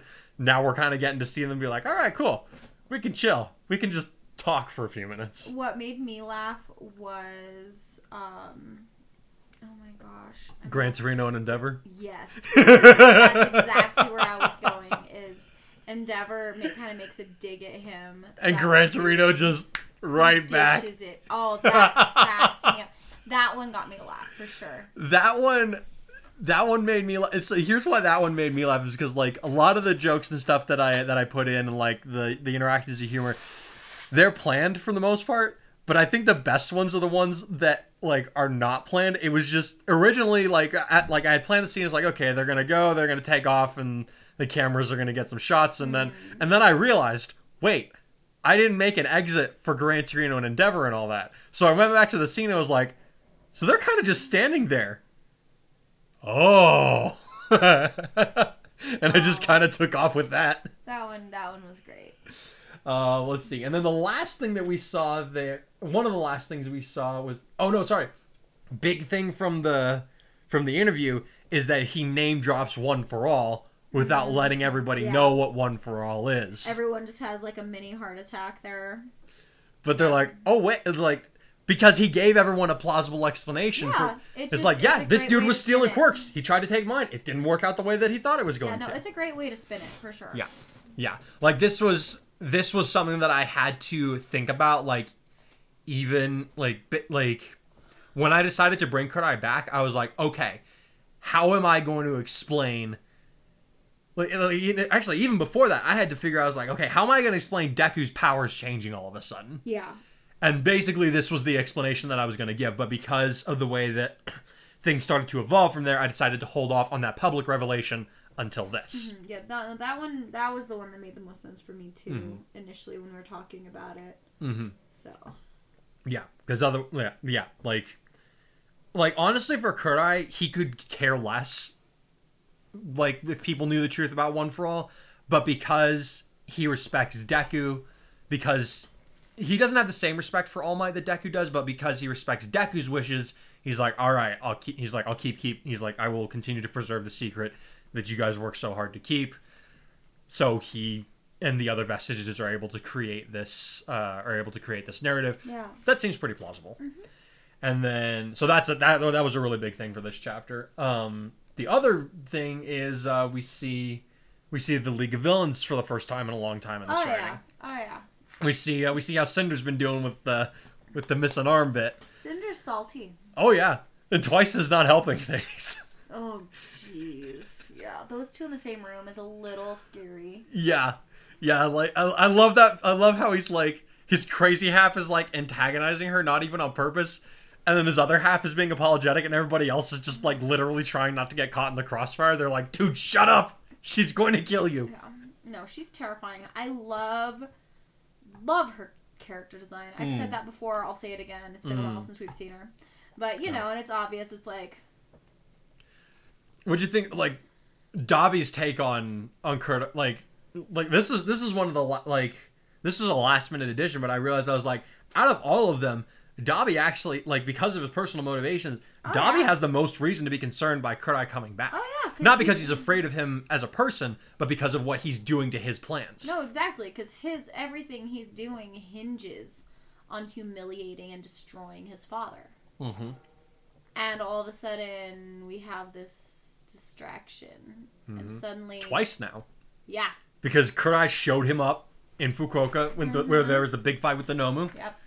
Like, sure, people were talking about Endeavor, but everybody was talking about this new hero who showed up, who just outdid the number 1 and 2 hero. Exactly. So Dobby's just like... Endeavor already, his public image has never been the greatest. Yeah. And all of a sudden, with him being outshone by this young hero... who now has this miracle comeback story in every sense of the word. People are going to be rooting for him, and they're not going to be... something crazy comes out about Endeavor's personal life, he'll be like, yeah, we're not surprised, whatever, you know. Yeah, exactly. We have somebody else that it's like, yeah, we kind of figured something like that was happening. You know, just like how we're going to have a lot of crazy stuff happening to distract us from Epstein's client list in January, I'm sure. Oh, yeah. We'll have, like, another shutdown or something. Something like that. Anyway, you know, I'm not a conspiracy theorist. But yeah, I wanted to get, like, it's been a while since we've heard from these villains in particular. What's interesting to me about the third movie is that it is the first one where the League of Villains aren't involved at all. Yep. In the first one, All for One supplied the means for the attack on Eye Island to happen. Yep. The second one, you know, 9, was a result of the experiments of the League of Villains. We even have the League of Villains in the opening scene. And in the end. Yep. But in this movie, nothing at all from them. Yeah. So I wanted to take a minute and be like, okay, what's their take on this whole thing? Because it's like, obviously, like, Humarise is like the antithesis for them, because the Meta Liberation, like, they're all about quirks. Just, it's like, yeah, everybody, let's everybody use them. Yeah. They just but, been kind of laying low, watch the chaos. Yeah. I thought about including a couple of scenes where they would be talking about, it's like, okay, do we step in? Do we like start hunting Humarise on our own? Because if Humarise's plans go, like, heroes and villains, like, nothing will matter. Yeah. But I was like, nah, they'd be like, Reed Destro's just a whip dog at this point. Yeah. So he's not going to do anything without his master's approval. And since most of the Liberation Army follows him, they're not going to do anything either.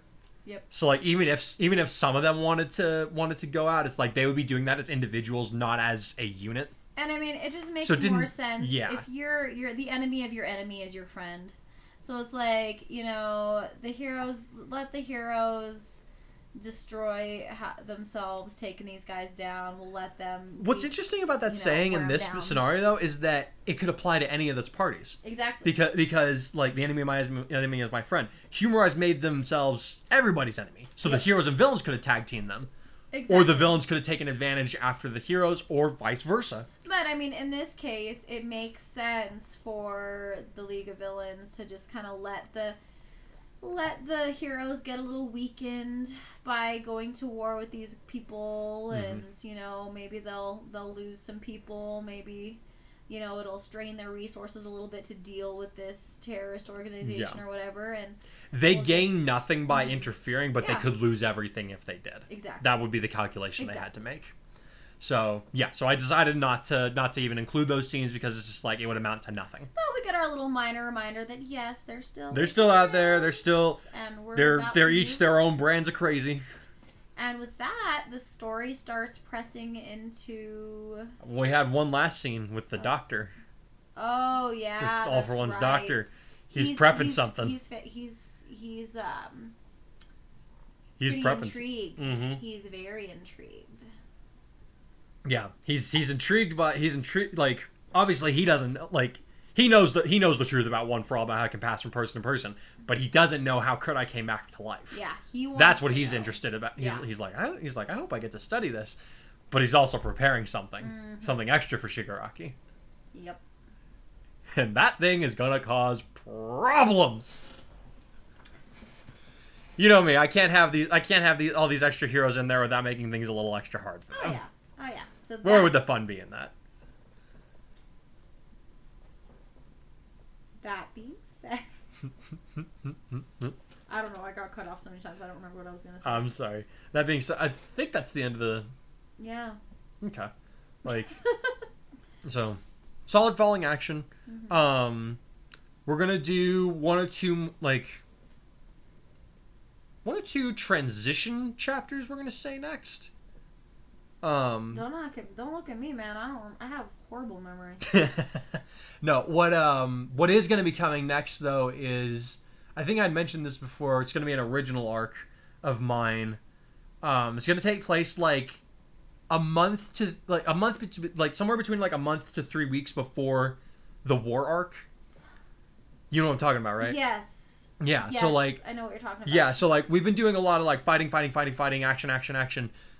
We're going to get back to action, but it's going to be a different kind, because something that's interesting that I think a lot of people have forgotten about Kurai is that, ironically, he did really good at the rescue part of the provisional licensing exam. He sucked at the combat part.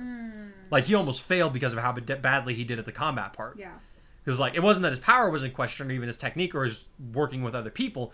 He just fought to the point where he made himself a liability. Yes. He's learned not to do that at this point. But like, what's funny is that if you go back and read those chapters, he talks about how like, yeah, rescue's not really my thing. He's like, I'll do it. He's like, I'll learn how to do it because it's a good part of the job, but it's not what comes naturally to him.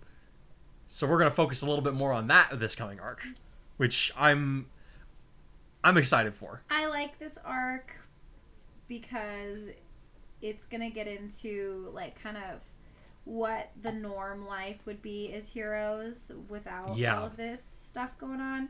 Yeah. And you also wrote it while we were on a trip together. So it was just, I think I just personally enjoyed it because I was there with you during the process instead of like being at work or chasing kids or whatever.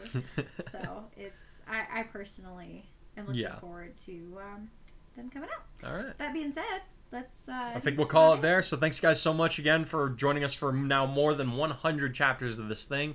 We'll see you for Your Hero Academia in a few weeks. But we are beginning Pokemon Warpath starting tomorrow. So come on back for that. I'm having a lot of fun with this. I think you guys will too. I hope to see you all there. Yep. In the meantime, have a plus ultra New Year's, guys. And here's to the next 100 chapters or so.